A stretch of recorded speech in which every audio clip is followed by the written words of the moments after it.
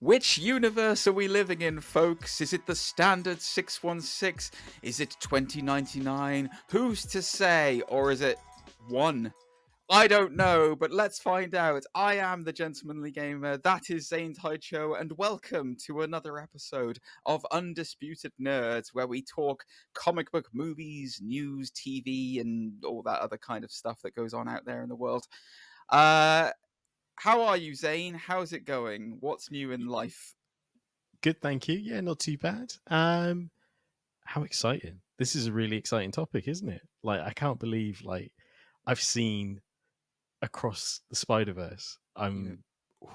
You're going straight in there and giving the I, people what they've tuned in for. Yes. oh man, I'm just brimming with ideas. Like, my mind has been blown on so many levels. Wait, did you make it? Your mind is brimming with ideas. What you're gonna do? You're gonna do the next one. I didn't realize that. Oh my god! You heard it here first, folks. Zane Taichou is the secret animator and creator of Spy. He's the mind behind Stan Lee. The creator of Spider-Man. But yes, we have seen it. We're going to do a deep dive into it, aren't we? We're going to get to grips with the spider fingers and, stick ourselves to some spidery topics. Hey. Sounds fun. Doesn't it? But how are you? You doing all right? Yeah, not too bad, thank you. Just busy. How's your 2 weeks been? Yeah, it's been good. Just collecting comics as always. New addition to the family. Are you ready? That's not all you've been doing, though, right? You haven't just been spending 2 weeks collecting comics. I mean, it's probably the most interesting thing that's been happening to me over the last 2 weeks. Fair play. So we have Green Arrow Volume 2. Ooh. Oh, nice. All right. Is that the one that's got the Dark Archer in it? No, but okay. My wife, being hilarious as she is, she went, "Does he get stuck on an island again?" And I went, "Yes, he does, in space." Oh, ha! God. Wow. Did you really throw in the extra ha at the end? Yeah, I was like, "Look at you now, so funny." Oh, I got something to show you as well in that case. This is I bought this when I was in America, but I don't think I showed you this. 2 seconds. Oh. Show us the other one. I want to see. The other one is Daredevil Volume 11. Look at that. Oh. With plus a story guest starring Iron Fist. Wow. Don't oversell it or anything, but yeah, that's good. Nice work. Yeah. Great plug. Yeah, that was great. Love a bit of Rand. In my comics. So, well, you know me. I don't do anything current because I don't like to collect issues as they come out individually. So I tend to get the old collections, the old trades all together. Whilst I was in America, I bought Batman Beyond Neo Year. Wow. Yes. Bruce Wayne is dead, but Batman lives. So this is Terry McGinnis in a post-Bruce Wayne world. Ooh. Am I right in thinking that's with Damien in the chair? I don't know. I haven't read it yet. So okay. Thanks for spoiling that. Appreciate it, mate. Didn't even give a spoiler warning. Just went straight in with it. Is it much of a spoiler? He's an old man. He's in the chair. It doesn't say anything about it. Let me put it this way: in the write-up for this, doesn't say anything about Damien. So if he turns out to be in it, the Fury's going to be angry. The rage. That's something that our friend Rinsler would absolutely crucify you for. I just want to point that out. You need to rein that in, especially if we're going to go watch Flash with him. Yeah. But yes, I'm excited to read that. I love Batman Beyond so much. It's easily my favorite. I'd like to thank the sponsor of today's video, Surfshark VPN, who have given me, now get this, 83% off plus 3 months free. So if you've been meaning to pick up a VPN, now might be the time. Surfshark is a trusted VPN to help you protect your privacy online. Whether that's protecting yourself from malicious websites or if you're in a public Wi-Fi connection, you can keep your information locked down. Surfshark's clean web feature blocks ads, trackers, malware, and phishing attempts, allowing you to surf the web safely. Plus, it lets you change your virtual location. So if there's an anime on Netflix that's not available in your country, but say in Japan, guess what? You're in Japan now.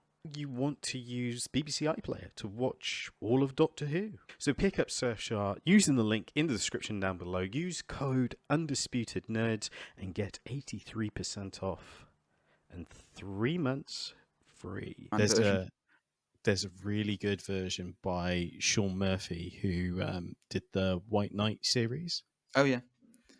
So yeah. Did they do White Knight Beyond? Did I see? Did that was I? Yeah. Okay. Yeah. So I'm kind of two minds about that, because I do like seeing new versions or interpretations of older villains and stuff. But I also I think they sometimes with the Beyond universe, I think they over rely on the older on the older rogues galleries. Like for instance, when they brought back Hush for Hush Beyond and stuff like, it's like you get kind of too many. They had Return of the Joker and stuff, which was a good movie and stuff, and that was fun. Mr. Freeze fit in so well in the animated series, the way that they did it. But then when they just start bringing back all the others, it's just kind of like, okay, I don't really want to see Mad Hatter Beyond or anything like that. Thanks. Like, it's cool. You can leave Dirt Jervis where he is. And the thing is, like, Terry has a real good rogue gallery anyway. Like, yeah, he does. Ink and Shriek. Yeah, I think he's got a good... I can keep going if you want. Yeah, I for a second I wanted to say Onomatopoeia, but I realized it wasn't. That was the most amazing, that was the most amazing praise you gave. Where it's like, he's got the most amazing rogues gallery, like Ink.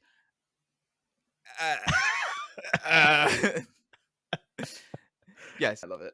But anyway, we're not here to talk about Batman, are we? We are here to talk about Spider-Man Across the Spider-Verse, as it's pronounced in Finland. Zane, do you wanna give us a bit of a rundown of where we're at with Spider-Man, of what's going on in the Miles Morales lives? Oh yeah, sure thing. So where we at? We are at Miles is older than what he was in the last movie. I legit thought you were going to say older and wiser. He's still... What's really interesting is, like, he's still struggling to balance being Spider-Man and, his everyday life, which is a great sort of reflection on every other version of Spider-Man we've seen, really. So that was pretty cool. And I think that's something we'll talk about in spoilers as far as canon. Yeah.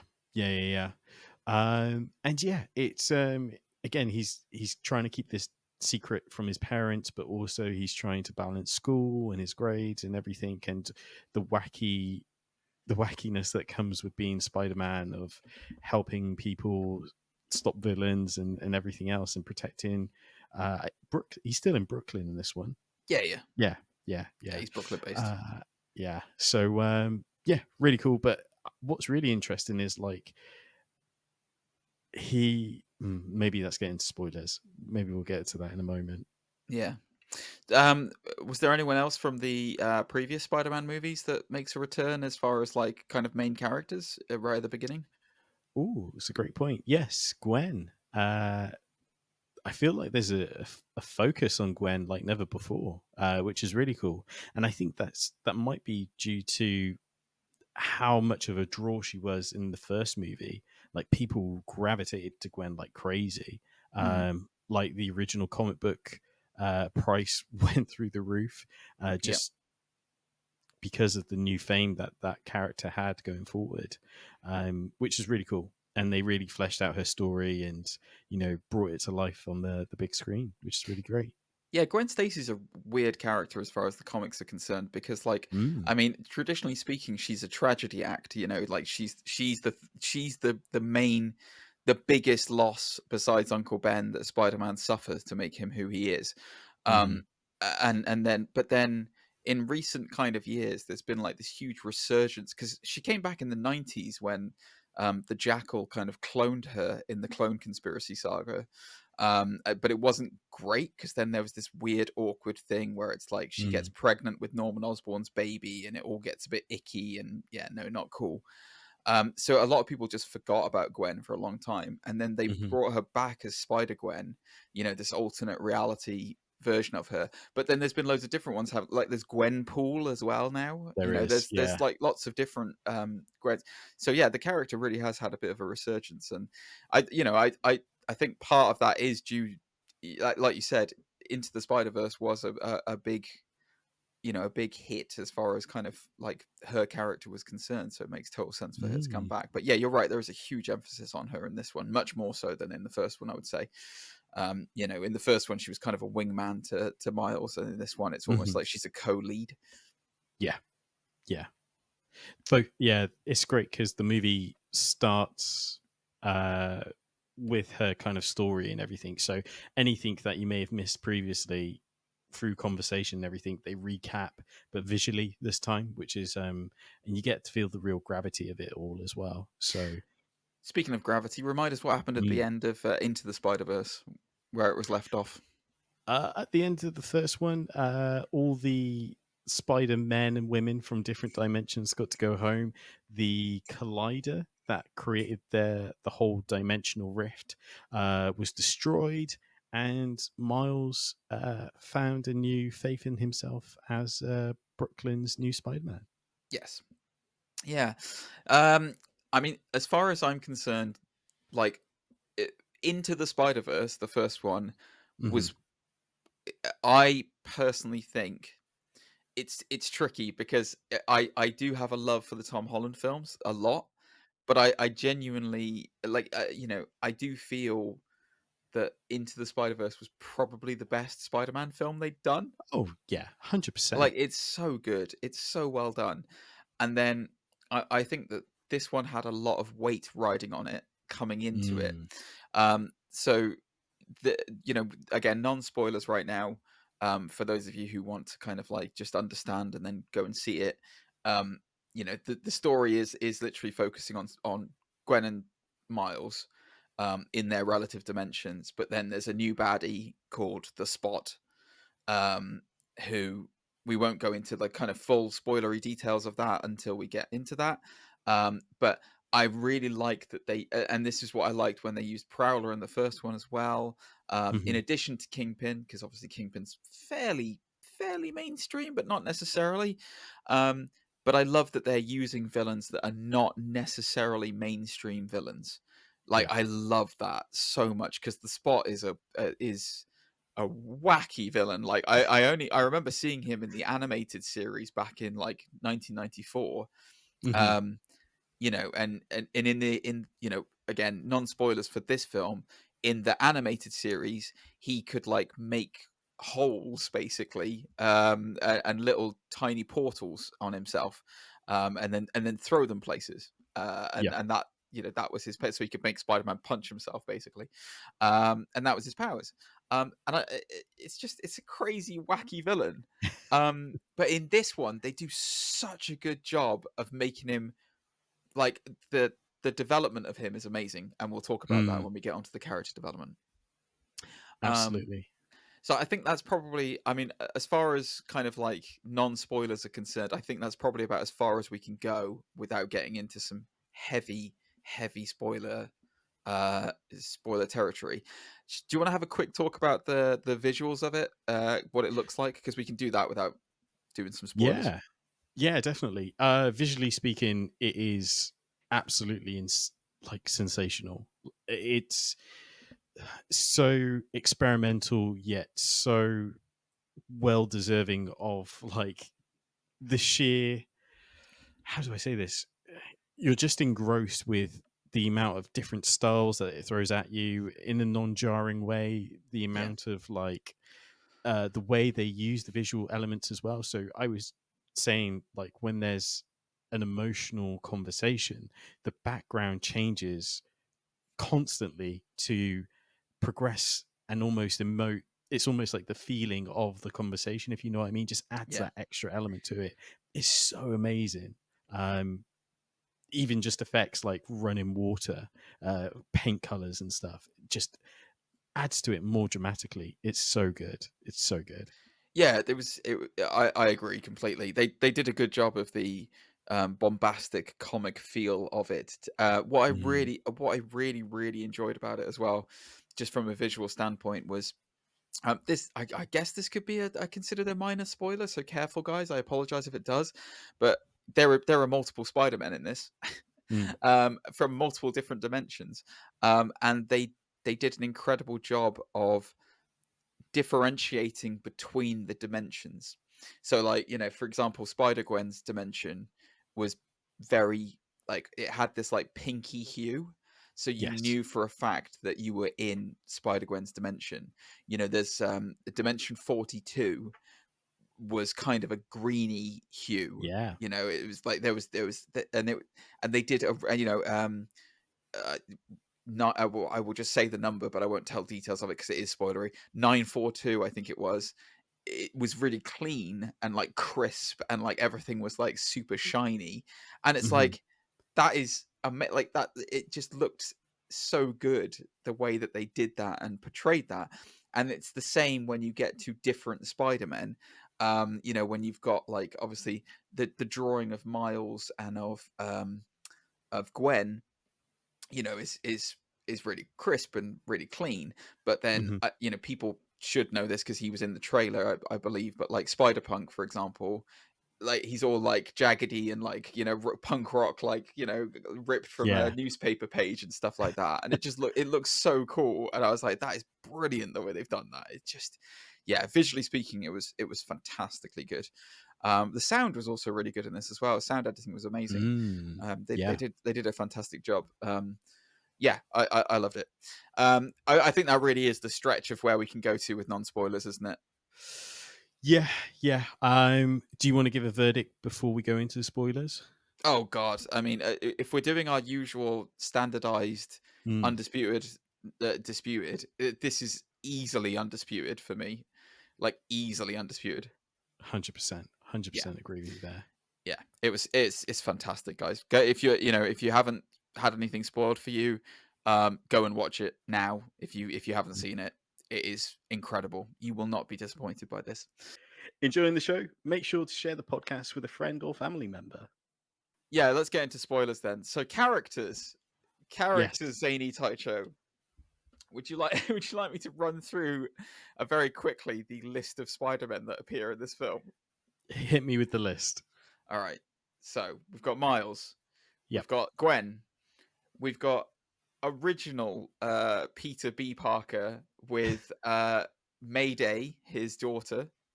Incredible. Yeah. We've got Miguel O'Hara, Spider-Man 2099. We've got Jessica Drew, aka Spider-Woman. Yep.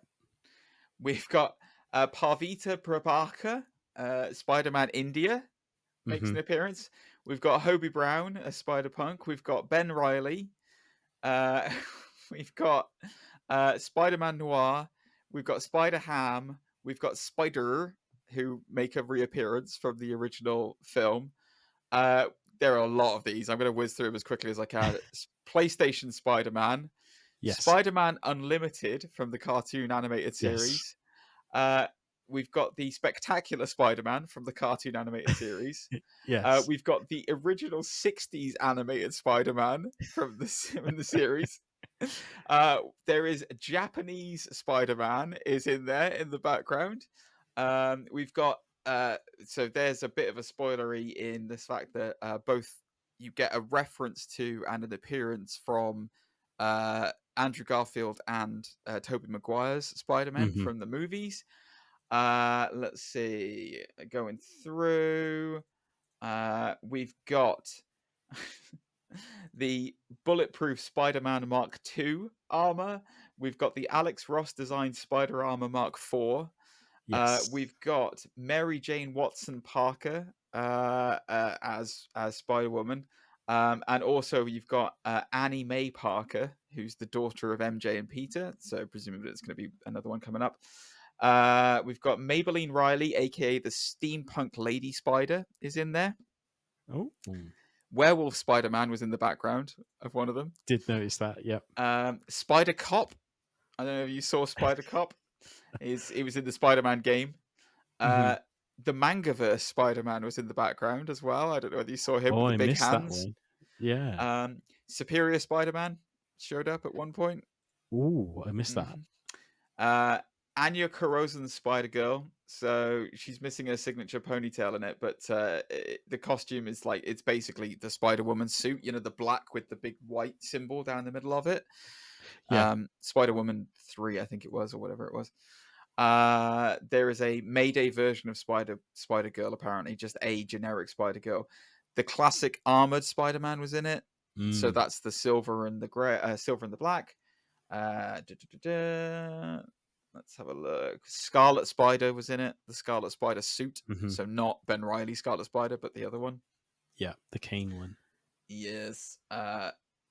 Some people were speculating there was a kind of a yellowy one that looked like a weird version of Shocker Spider-Man.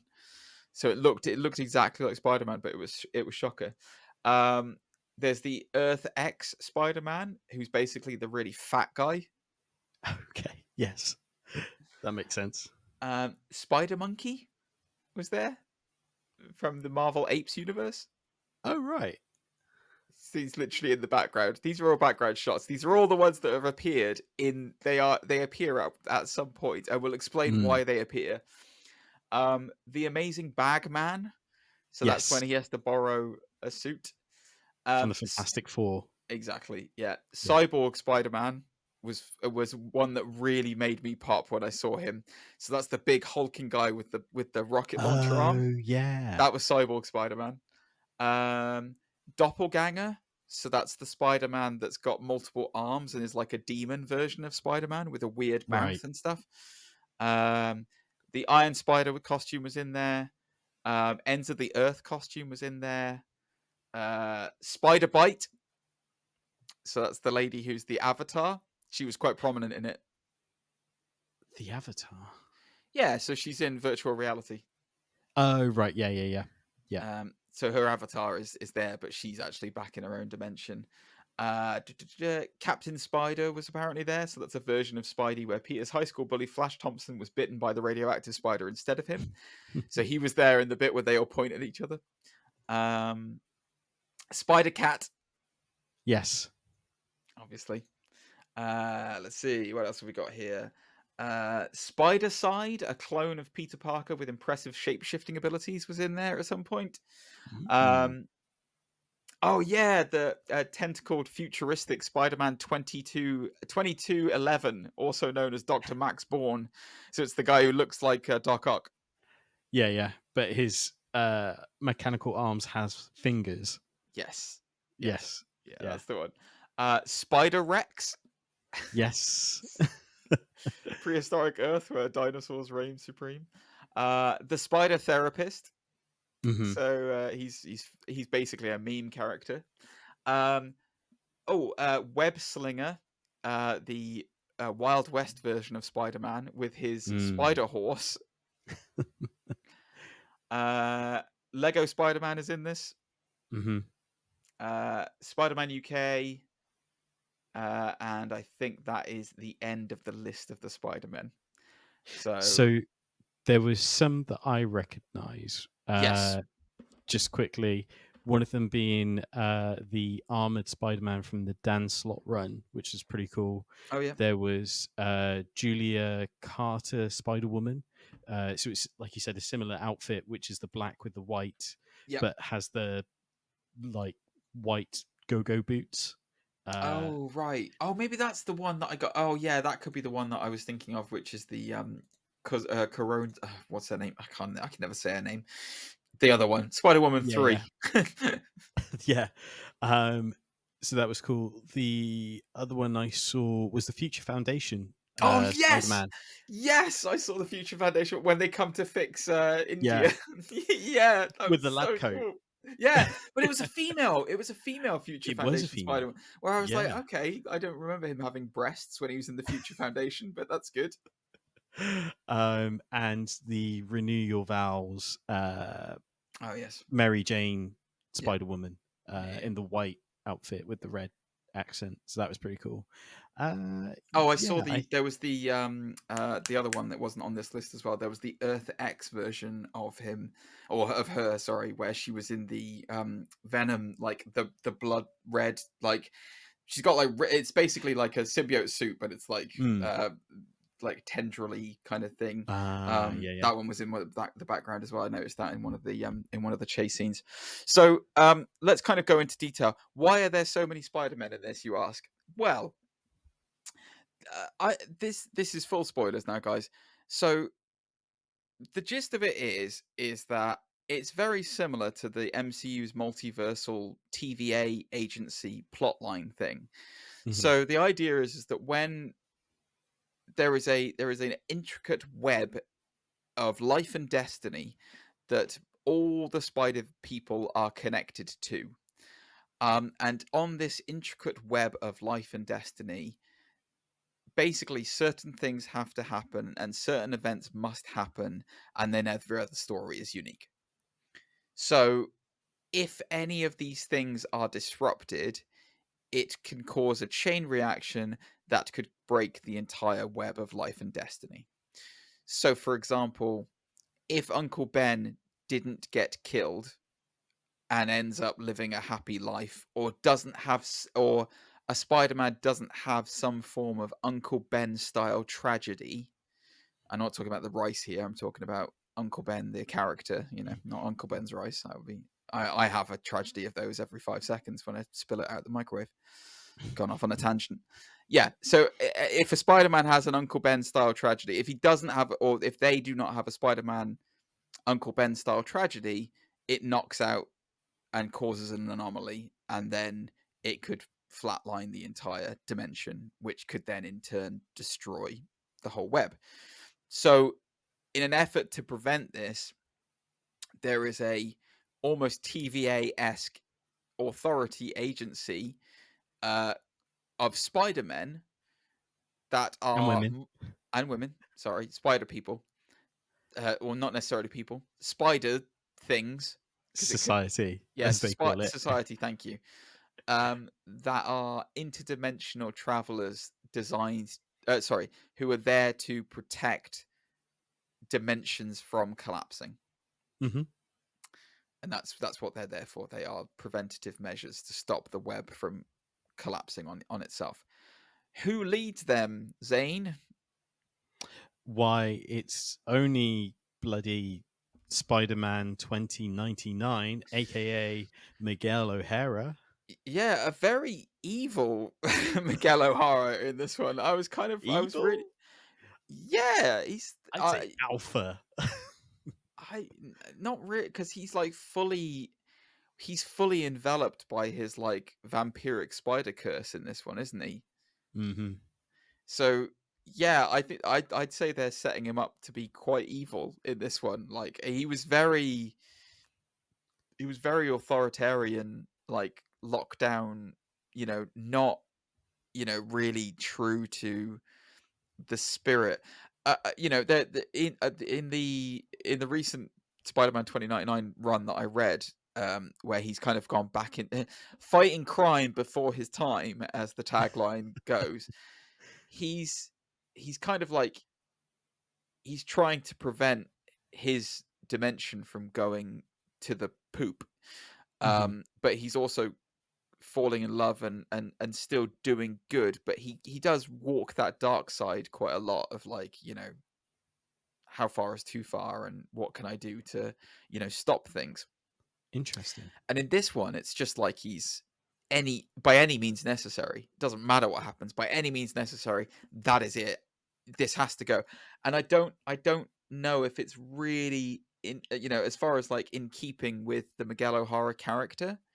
I wouldn't think it's in line with the comic book version at all. Yeah, so that as a fan of Spider-Man 2099 and Miguel O'Hara, that was a bit jarring for me, but very, very marginally. The other thing that was very jarring for me, and this genuinely was jarring for me, was that Peter Parker was not leading this thing. That's an interesting point.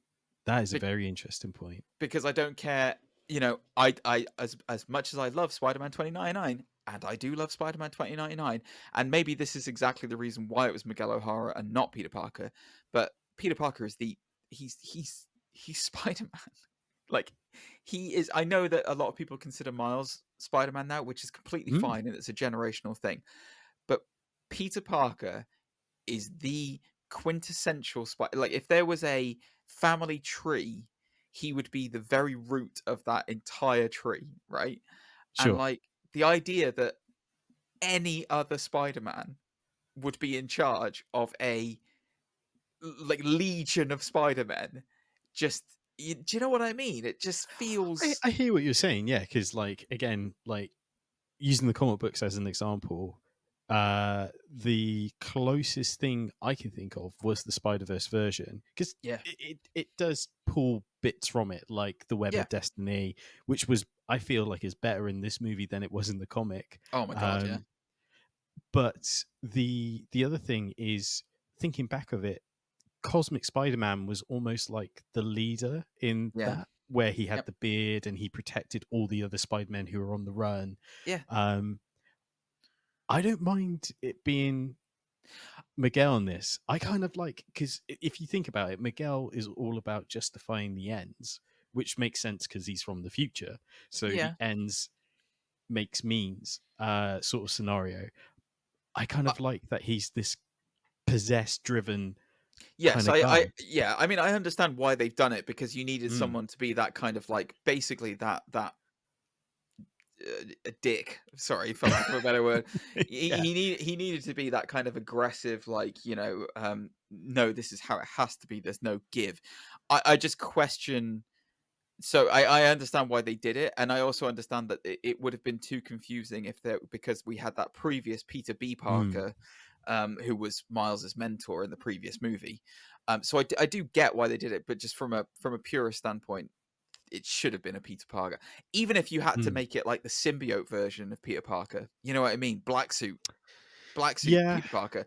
Then it's like, well, yeah, he's a loose cannon because it's Spider-Man, but he's influenced by the Venom symbiote as well, you know, or some form of slightly evil Spider-Man, you know, would have been much more in fitting, I think. But Superior Spider-Man. It's a perfect example. Superior Spider-Man would have been the absolute best choice to lead this thing. Yes, you've hit the nail right on the head, Zane, because it's like, he's still Spider-Man, but he is a Spider-Man that will do anything to survive, you know, to win and to prove that he's better than everyone. Yeah, that is bang on casting for that. Yeah, it should have been Superior Spider-Man, but very minor gripe. So anyway, yeah, what's the kind of main MacGuffin with this movie? Well, Miles Spider-Man misses Gwen. Gwen misses Miles. They want to be together again. Gwen is going through I would say the traditional Spider-Man story of everyone thinks she's a villain and everyone hates her, and even her own dad wants to arrest her for being Spider-Girl. And so she jumps at the chance to escape her reality and join this legion of people, and also see Miles at the same time. But what we think is her actually going to see Miles is completely coincidental, and in actual fact, she's there tracking a dimensional anomaly. What is that dimensional anomaly, and how does it progress, Zane? The anomaly is the villain, the Spot. What's really interesting is the villain was a byproduct of the events of the last movie. So when they blew up the kaleidoscope, or collider, I should, yeah. I didn't see that bit. It's all those Jack Kirby spots in it. Yeah. Or crackle, I should say. But yeah, it's as a byproduct of that explosion and his experiment that he so happened to be working on at the time, he is now this dimensional being. But yeah, gets supercharged, which is really cool. Yeah, you actually see him in Into the Spider-Verse. He gets a bagel hit in the head, thrown at him, basically, in Into the Spider-Verse. It's interesting because the one thing they are really doing in this is, so in Spider-Man 2099, very, very briefly, the world has been divided up into large conglomerate corporations instead of countries. And so these corporations basically own the land. So instead of it being America, it's basically like Alchemex is like the land that they live in. Alchemex is mentioned multiple times in multiple different dimensions on this. They really play into that evil organization. And Own, so Jonathan Owen is the spot, so that's what his name is. And he was a scientist who worked for Alchemex. That's the same as what it is in the comics. He's also a scientist who works for Alchemex in the comics. Somebody did a write-up where I really liked it, where they said, so when Miles destroys the collider, basically Owen gets trapped in the explosion, and his skin becomes a canvas for interdimensional portals. Oh, beautiful! Where I was like, that's that. awesome, because he's literally got no features whatsoever. He's just a white skinned man with no distinguishable It's not even features. skin, is it? No, exactly. It's literally just a canvas for portals. And I loved that description. I was like, that is great. And when we come on to the kind of character development kind of portion of what we're going to talk about in a minute, his character development in this film is one of the best. Like, it's so well done. So when we first meet him, he's just this bumbling idiot who doesn't know what to do with things. And slowly, as the film kind of progresses on and he learns more about himself and his powers, he becomes genuinely terrifying. We'll probably talk about it a little bit more when we get onto the kind of the standout moments, I would say, because I would like to talk about that in the standout moments. But as I've kind of touched on it right now, should we talk about the character developments a little bit and just talk about Miles and Gwen and those beats and how that works, and even his family and stuff like that? Do you want to kind of pick up on that? Yeah, sure thing. I think it's refreshing for characters to miss each other. I don't know any other film or anything where there's a heavy emphasis on characters missing each other and friendship and things of that nature. So that was really cool to see. Obviously, an element of that is Miles and Gwen's relationship and the potential romantic relationship there. And one of the things I thought about as I drove home is I really like that they didn't just put them together instantly. Do you know what I mean? It wasn't like they lovingly embraced each other and then confessed their feelings and and everything. It was very drawn out. Like, there's an undercurrent of these two really like each other, but with the situation and with both of them being spider people, it can really make that relationship complicated and strain, and it's amazing. What's interesting about that, and the way that you've mentioned that as well, is I 100% agree with you. So I think it did a really good job as well, right at the beginning of the film, of enforcing rules that they've set upon themselves. Because at the end of Into the Spider-Verse, they all return to their own dimensions, and that's the end of it. And the idea was that they were never going to see each other again, because they live in different realities. And that's they hone in on that, where it's like, no, it's not possible for Gwen and Miles to just hop around and see each other, and they both really miss each other, and especially for Gwen, the in her prologue at the beginning, we find out that, so her version of Peter Parker was like her childhood friend who she grew up with, and he, as with most Spider-Man stories, he is the one who turns himself into the Lizard because he wants to be special, and she ends up inadvertently, well, he kills himself really, but she's fighting him, and he circumstances, dies. Yeah. And so she has nobody, and Miles is her best friend and the only one who's ever truly understood her. And there is like that undercurrent of a relationship, and there is all that. But what I found super, super, super interesting as well was the fact that when we get to later on in the film, as the MacGuffin happens, and then she obviously meets him and sees him again, and they're talking, she knows what happens to the Gwen Stacy's across the different realities, and she says to him, I'm going to paraphrase a little bit, but she basically says it's her fate. It's every Gwen Stacy's fate to fall in love with Spider-Man, and it never ends well. And then it's like there's a bit later on when they go to Mumbattan, and she almost falls to her death, and he's the one who saves her. And it's almost like an echo of what's supposed to happen. So I felt that, yeah. It's almost a mirror image of the Andrew Garfield. Yes, yeah. So whether we get that in the future where it's going to play out, and Gwen might die at the end of these. Like, legitimately, she might go. Like, this might be one of the. So it's important for us. Whilst we've touched on that, and we'll come back to character development in just a second. But these canonical events that are supposed to happen. So I was going to say to you, what do you think are the canonical events that have to happen in a Spider-Man or a Spider-Person's life for them to become Spider-Man? So I was thinking about, so Uncle Ben is definitely in there.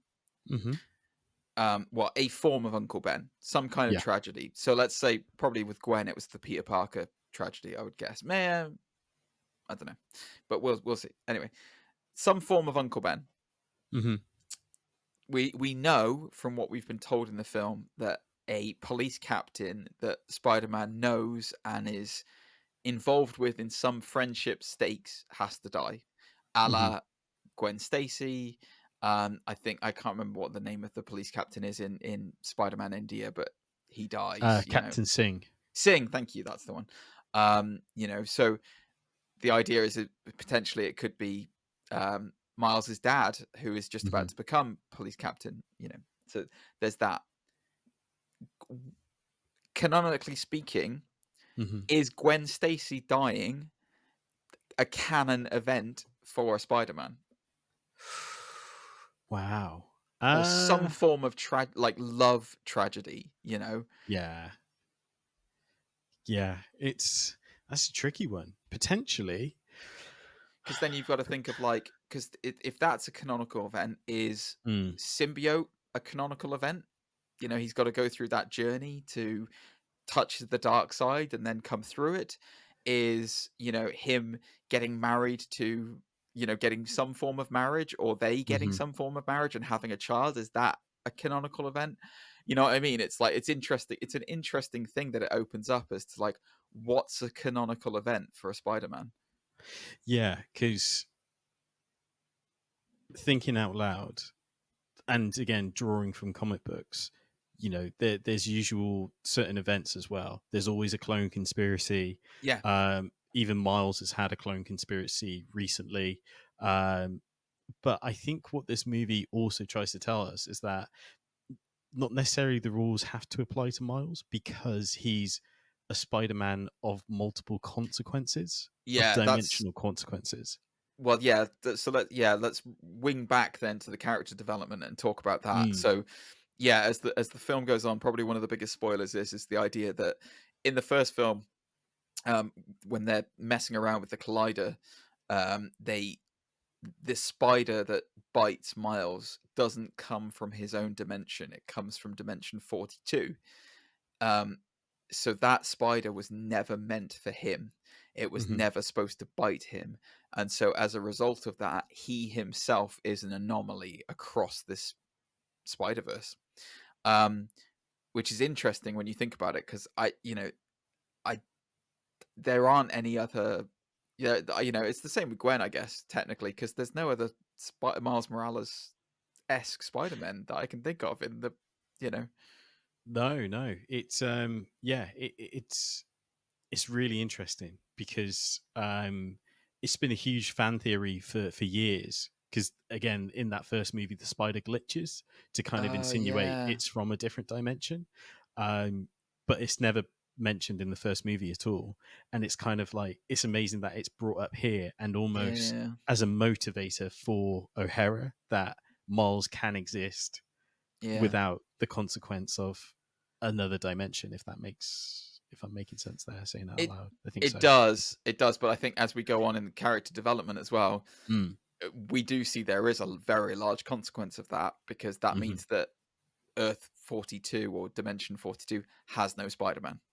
Yeah, and when Miles travels to that through a mix-up in later on in the there's a big MacGuffin about there's a machine that can send anomalies back to their original timeline and all this other kind of stuff. Scariest looking machine I have I ever know. seen in my life. Yeah. Oh, that's the other thing I wanted to ask you.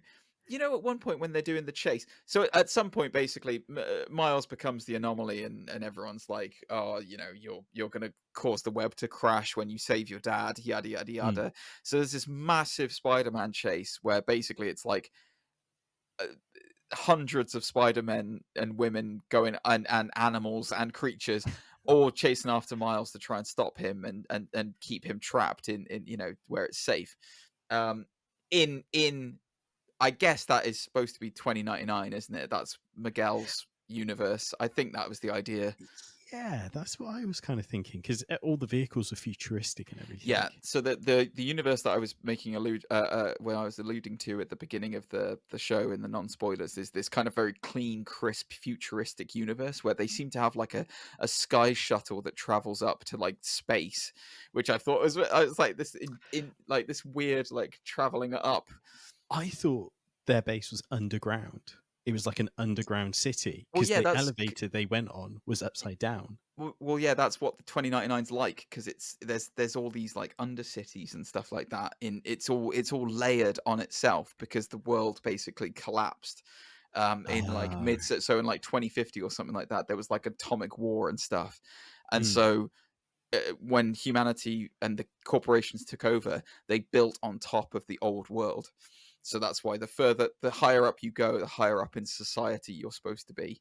So when you get to the top of the clouds, everything's crisp and clean and beautiful.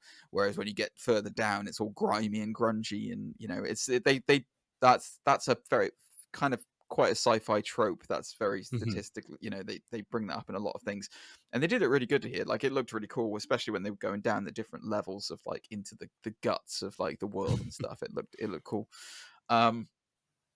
But yeah, so anyway, so the one thing I wanted to ask you, when they were having the chase, there was a spider woman who was on a wheelchair-esque spider that was on the roof. Do you think that was supposed to be like a weird version of Madam Web? I had that thought, and I wasn't sure.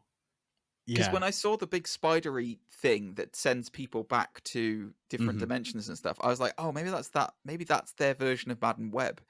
Because she's supposed to be the one that like can see the entire web of life and destiny, tapestry of like. Yeah, exactly, the tapestry of it. So I was wondering if that was supposed to be their version of it, but they never said it by name or anything like that. So, and then I saw the lady in the wheelchair, and I was like, oh, maybe that's supposed to be their, the Madam Web, Sony's brilliant Madam Web film that's coming out soon. There's nothing stopping them being like, that is a version of Madam Web, because I thought that was really cool. And it's funny you should mention that machine as well, because again, my own sort of speculation, I thought maybe it's the Weaver that the vampiric people capture, because he's all to do with the web of life, and he knows what dimension people are supposed to be from and such. Yes, and he knows how is that the story is supposed to play out. Morlun, the totem vampire guy. Yeah. I thought maybe that was like the Weaver, but what if the Weaver was a machine? Yeah, maybe. I think that's a really good shout. That is a really good shout. Yeah, so anyway, I mean, character development wise, Miles at this point in time is kind of understanding that he's an anomaly, but he wants to kind of break out of this canonical thing, and what is canon and what is decisions in life, and he matures over time, because it's always been a kind of thing of like his parents are saying to him, you get hold of your life and make more of yourself, and can't be late everywhere, but they obviously don't know that he's Spider-Man, and yada yada yada, so on and so forth. And then I guess the biggest kind of leap forward from a character point of view for him is that he sees the direct consequence of what happens of him being Spider-Man when he gets transported to World 42, and there is another Miles there. And in this dimension, his dad's dead, and his uncle survives. And then what happens to Miles, Zane? Miles is the Prowler of Universe 42, which was an incredible reveal. It was good. Yeah, it was really good. It was really good. And I like that he has to... It's almost, again, it's kind of, I guess, whether they're going to go with like a... Again, it's like, I don't know whether they'll do symbiosis and stuff like that, but like, it's almost the effect of every Spider-Man has to face a darker version of himself. And, you know, this is Miles's, you know, darker version of himself. He's the bad guy. And like the whole world seems to be enveloped in crime as well. 42. There was a little thing as well, where when they go to that reality, on the news, it's mentioned that there's the Sinister Six cartel. Wow, that's cool. And so a lot of people have been theorizing that that's going to be one of the main villain groups of the third one. Like that will be one of the main focuses is this cartel, and this cartel world will be like where most of the third film takes place. And the idea that, you know, he has to try and fix this because it needs a Spider-Man, you know. But yeah, so there's been loads of theories about who might be in the cartel, but who knows.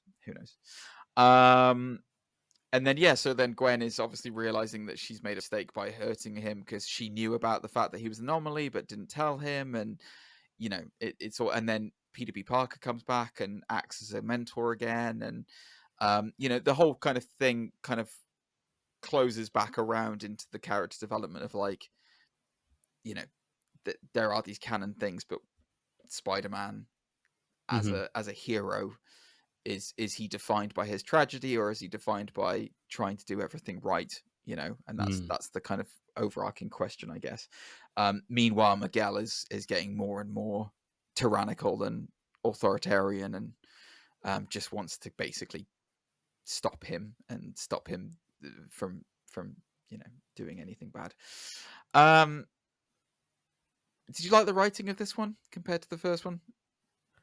I loved it. I was really skeptical going into this because the first one was such a masterpiece. Like the first one has been called possibly one of the greatest superhero movies we've ever had, and it was going to be a big task to kind of top it. And I think they really have, with the story, handling so many characters, introducing new characters. You know, 100%. Giving almost defining those characters as well, because when you think of Spider-Punk, yes, he's this like jazzy we haven't character. even talked about Hobie Brown. I didn't even think about that. Yeah but my God, he's also like, he also has a part to play in the way things roll out and such, and it's just amazing how well they've managed. I know this is the longest Western animated movie in terms of runtime, but it deserves it. Like, it is so good. Daniel Kaluuya as Hobie Brown is amazing. Like the last thing I saw him in was Get Out, and like, you know, that was a while ago now, obviously. But like, I guess technically the last thing I saw him in was Black Panther, because he was, you know, he's double dipping in the MCU, right? Come on. But yeah, Hobie Brown's great, man. Hobie Brown is awesome in this. I love it. I was very surprised it ends on a cliffhanger. I wasn't, because I knew there was going to be two parts. I didn't know that. I did not know it was a two-part. I knew they were going to do Beyond the Spider-Verse, but I didn't know it was going to be a two-parter. So I was surprised when it came up at the end. Plus, it kind of like felt like they were really gearing up to an end game. You know, when it was like, we've got the team together, and then it was like, oh, it's over. Okay, cool. I like it. Don't get me wrong. I love it. But yeah. I'll tell you what. Do you want? If I run through the some of the Easter eggs that were in it, and then we'll do our standout moments, and then call it to a close. So Easter eggs wise, so at the beginning of the film, there is the approved by the Comics Code Authority thing. So that's a seal. It's a nod to the CCA that was founded in 1954 as an alternative to government oversight. It was a regulatory body for comics until 2011. It was also in the first Into the Spider-Verse as well. Across the multiverse, J. Jonah Jameson is apparently played by J.K. Simmons in almost every single reality. His voice is heard in various different realities, from basically the Infowars-esque Daily Bugle show to Lego Form. He's everywhere in it. You and I talked about this beforehand. There was a cool Easter egg reference to Spider-Man No Way Home, when Spider-Man 2099 says, "Don't get me started on Doctor Strange and the little nerd in Earth 19999999." So it's a reference to the events of No Way Home, in which Doctor Strange attempts to make the world forget Spider-Man. Hammer Space was mentioned by Spider-Man 2099. That is a character having seemingly infinite amount of space to store weapons and other things. It's a reference to Spider-Ham and his ridiculously massive hammer, as well as other villains and heroes who whip out weapons from nowhere, which is a really nice little nod. Genki was playing Spider-Man PS4. He was, in the bedroom. The Venomverse. The Venomverse was in this. Yes. The Spot travels to Mrs. Chen's Venomverse.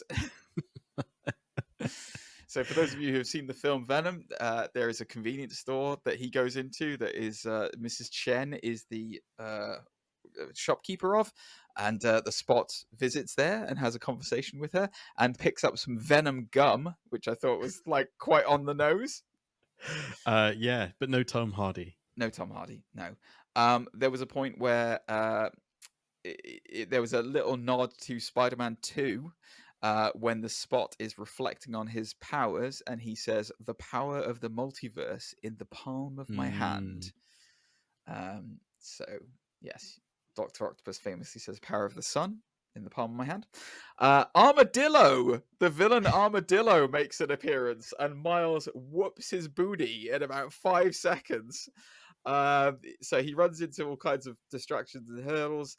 Armadillo is a villain from the Marvel Comics, armed with superhuman strength and durability, as well as being a professional wrestler. He's not really, in the film, he's not treated very well. Sorry, those two fans of the Armadillo. Yeah, no kidding. The meaning of Earth 42. So this is so 42 appears a multiple amounts of times. So obviously the spider has 42 on it, and then the multiverse is apparently. You were saying about this, whether or not it's a callback to the comics as well, but the directors have clarified it. It's apparently a tribute to Jackie Robinson. So he was the 42 was the. I'll just read the whole thing.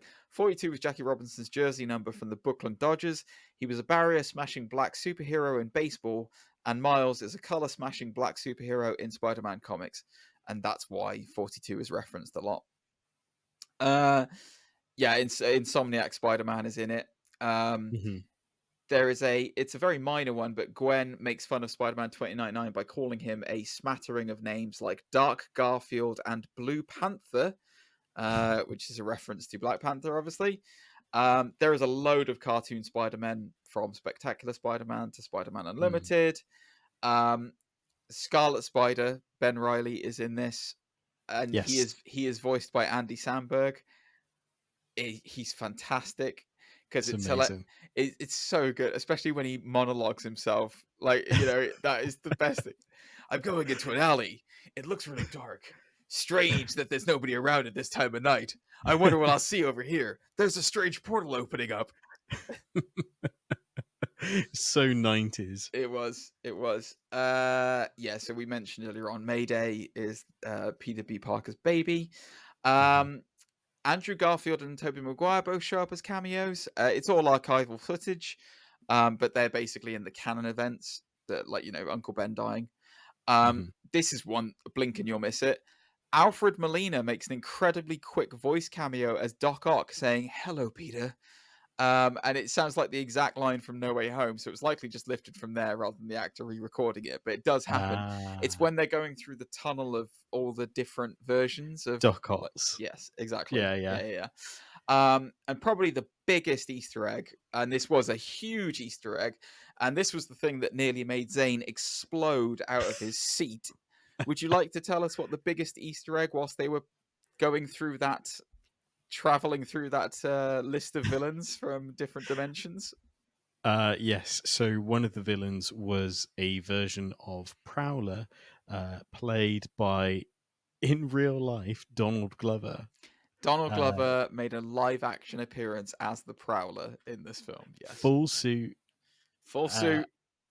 Full on conversation with animated Miles. Yes. Yeah. And it was amazing. It was great. So there you go, guys. That's there's probably some other Easter eggs that we missed, but those are the ones that we're kind of running through in this session. So I guess let's kind of talk about some standout moments, and then we'll wrap it up. Mm-hmm. So you want to go first? Yeah. What was Genki your standout moment? Genki says, "I'm not a man in the chair." Yeah, he did. He did. Yeah, nice. Which I thought was really clever. I think a standout moment has to be the chase sequence, especially on the train. I don't know what it is about Spider-Man having a fight sequence on a train that seems to be sensational every time. But yeah, for me, that was amazing. The reveal of Miles' Prowler version 42 with his, I really like the look and outfit with the digital mask and stuff. Yeah. But I was like, he does kind of look like a SoundCloud rapper with his braids. Yeah, he did. I was like, I kind of like it though. It's cool. I get it. But yeah, those are kind of like the standouts for me. And of course, Gwen, everything, the voice acting like Haley delivers for Gwen is so emotionally charged. It's incredible. Cool. Yeah. So there were two standout moments for me. One was towards the beginning of the film, and the other one was midway through. So I agree with you. Those ones that you picked are amazing. For me, Spider-Gwen fighting Renaissance Vulture. Yes. With the helicopter saving, where her 2099 and Drew, she kind of sees the drums in her head as she's kind of saving the helicopter. That whole sequence was absolutely stunning and like so well animated and so beautiful. Speaking of so well animated, when the Spot activates the collider and becomes like Uber Spot, yes, was so. Two things about that scene.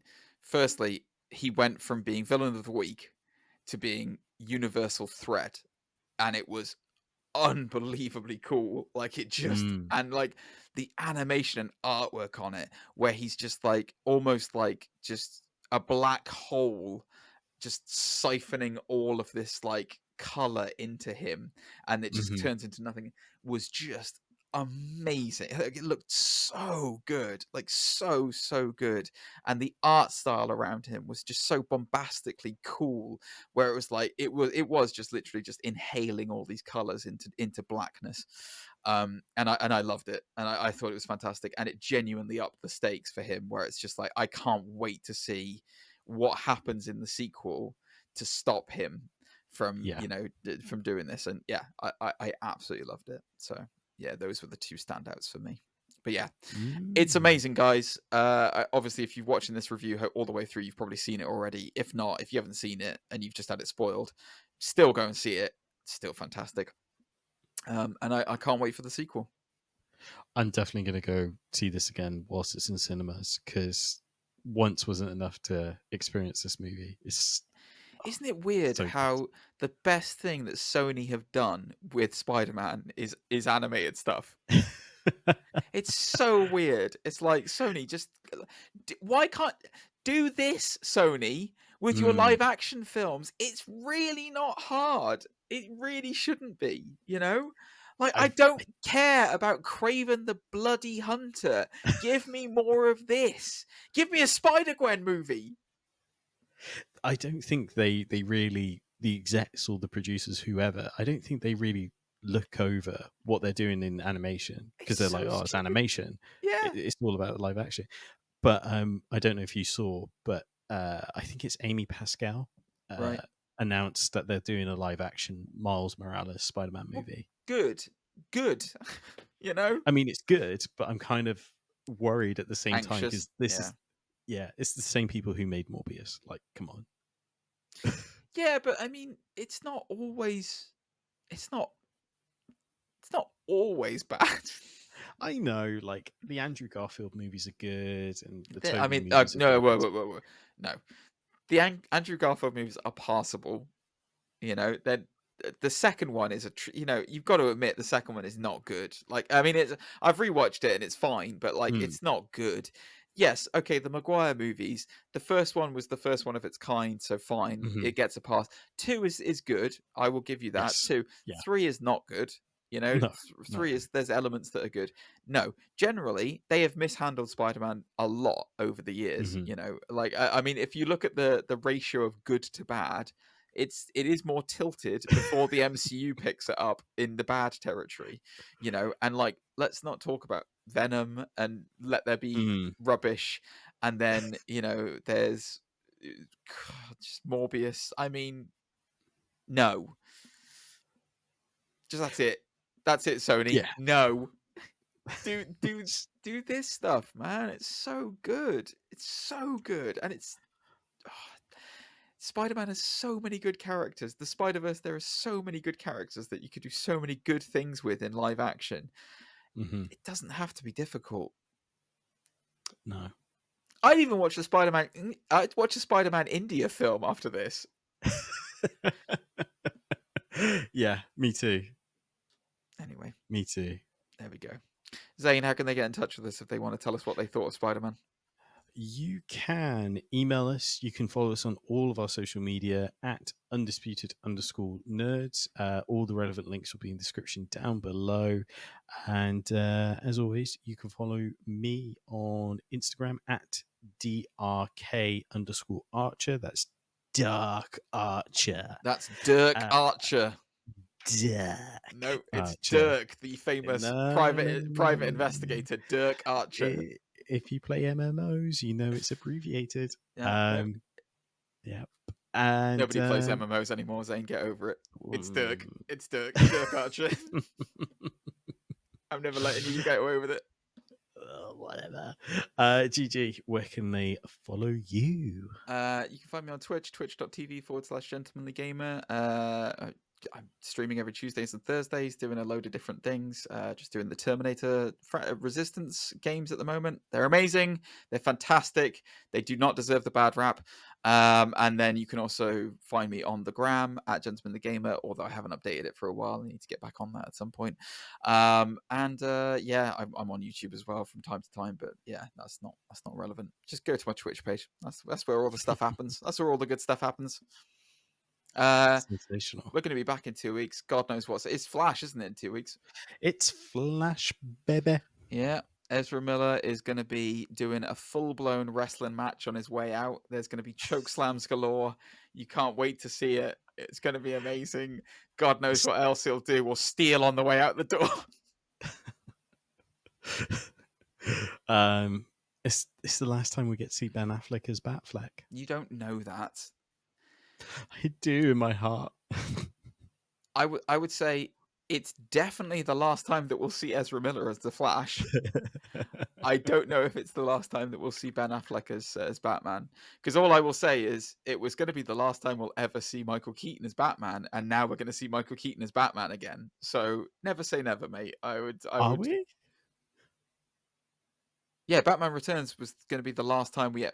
Oh, Batman Returns. I thought you meant this Flash movie. No, yeah, sorry. This Flash movie stuff. He's quite old, mate. I don't think we're going to see Keaton coming back.